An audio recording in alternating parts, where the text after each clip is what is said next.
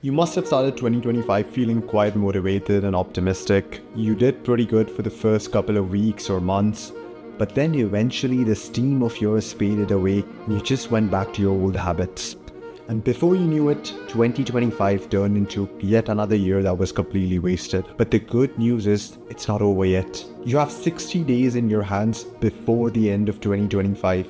You still have the time to make that comeback. Make life-altering decisions that are forever going to make you look back to this year and think to yourself that, yeah, this was the year where it all started. This was the year when I got my shit back together and I got locked in. In this video, I'm going to share with you 3 principles, and if you just stick to them for the next 60 days, you are going to make a comeback and be proud of yourself. And not just that, you would have also built a very strong foundation for 2026. So let's get right into them.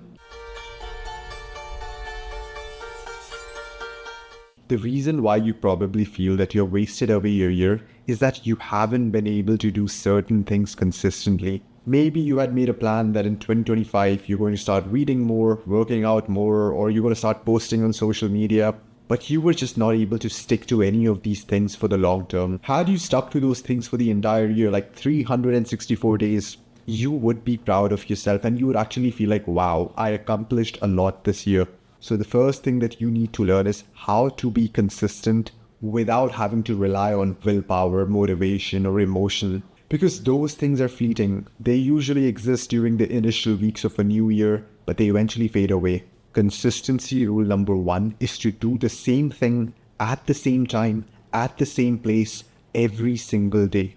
I want you to literally memorize that statement. Because when you do something repeatedly, at the same time, and at the same place, then that behavior becomes effortless to perform. But when you have no fixed time or place for things, they become very hard to begin. Your brain just loves habits. It loves predictability. It loves routines. It loves repeating same things at the same times. Here is how you're going to apply this principle. Pick 3 productive activities that you would like to do for the next 60 days. It could be something like working on my career, reading books, weight training, whatever you desire. Now for these 3 things, I want you to fix a time at which you would be performing them for the entire week. Maybe you start working on your career each day at 7 a.m. and then you decide that later in the morning, I'm going to read my book at 11 a.m. And finally, once I'm done with all my work, I'm going to hit the gym at about 4 p.m. Preferably, these times should remain the same for the entire week. But if on some days you need to change the time a bit, make sure that you note that down on your weekly routine. For the next 60 days, your world is going to revolve around these 3 things. You shouldn't care about some social event or some football game. Arrange the rest of your life around these activities. These activities should be like immovable objects. Unless you have an absolutely necessary reason not to do them at that specific time, I wouldn't want you to shift them. Once you have fixed your time for just 3 of these core productive activities, I want you to take out your phone and set 3 alarms that ring just 15 minutes before your core activity is supposed to start. When this alarm rings, I don't care where you are, I don't care what you think you should be doing, I want you to drop everything and do just your core activity. Also, take a whiteboard or a sheet of paper and mark like 30 days on it. Each day that you successfully perform the 3 activities on your routine, you are going to mark an X on the board. Your goal for the next 30 days is to have as many of these X's as possible and to construct as long of a streak as you can. The reason why we have chosen 30 days and not 60 days is because 30 days seems like a much shorter time. Like you can sense the finish line. It's just 4 weeks, right? So your body does give you an extra burst of energy when it sees the finish line. That is why you notice that sometimes these long distance runners, they sprint when they're able to see the finish line. So we are actually going to leverage that principle in building consistency. Once this 30-day board is filled with crosses, you can either take a picture of it as a form of evidence that, hey, I'm the type of man that is consistent. Look what I have done. And then create another 30-day block and repeat the same thing so you're able to complete your 60 days. Also, here's a bit of a pro tip. If you sense that even a 30-day block seems just too far off, then just lower it down to 2 weeks. Whatever gets you that sense of excitement of seeing the finish line works. Look, if you want to do something consistently, you need to have a consistent mood and consistent energy levels. If your mood is ever changing and you're feeling tired and lethargic at random points in the day and you're full of energy at night, then you are not going to be consistent because your mood and energy levels are just so volatile and unreliable. And you are simply not going to be able to follow the things on your routine because you just don't really feel like it. The way to stabilize your mood and energy levels is by fixing your circadian rhythm. Your circadian rhythm is like your biological clock. Think about this. What exactly is your mood? It is nothing but a cocktail of neurochemicals in different quantities that your brain releases. If your biological clock is showing the wrong time, it is going to release the wrong neurochemicals in the wrong quantities. So when you're supposed to feel alert and focused during the day, you are actually going to feel lethargic. And when you're supposed to feel sleepy and calm during the night, you are going to feel hyperactive and ruin your sleep. So unless we fix this biological clock of ours, it's hard to be consistent at anything. You will forever be at the mercy of your mood. I'm going to give you the most shortest and the simplest ways that you can fix your biological clock.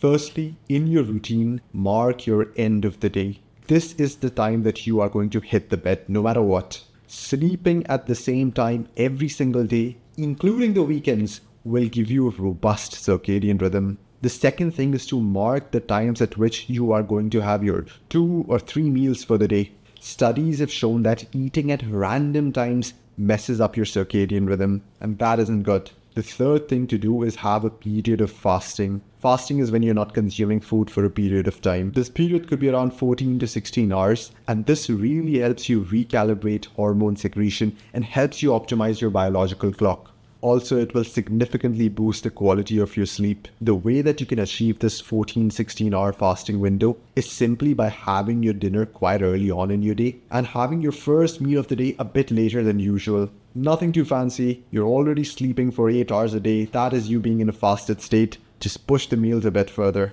The last thing that you should do is get up and try to get sunlight early in the morning and even during the earlier parts of the day. Sunlight signals to your body that, hey, rise and shine, release the right hormones, get working. Then do the exact opposite during the evening and close to your bedtime. At least an hour or two before you go to bed, dim all the lights in your room. Stop viewing bright lights.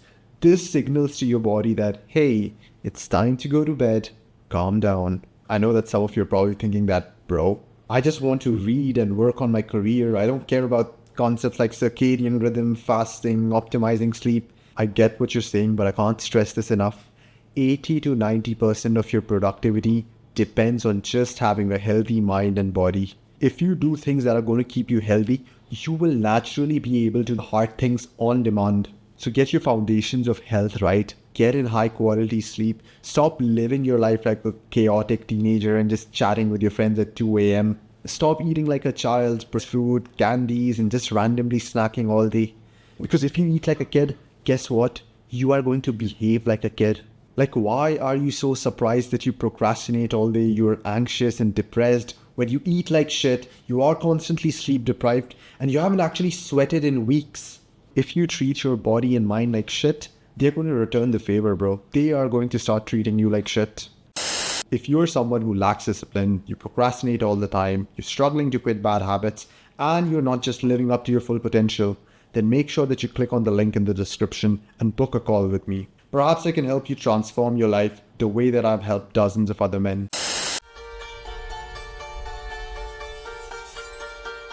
You have figured out 3 productive habits and the time at which you would get them done. Also, you've figured out how to get consistent mood and energy levels by optimizing your diet, your sleep, and basically optimizing your circadian rhythm. But there still remains the temptation of instant pleasure. Instant pleasure, as the name suggests, is getting quick pleasure, and often pleasure without requiring any form of hard work or producing any sort of real life development. These are things like doom scrolling, binge watching Netflix, watching porn, casual sex, weed, and drugs.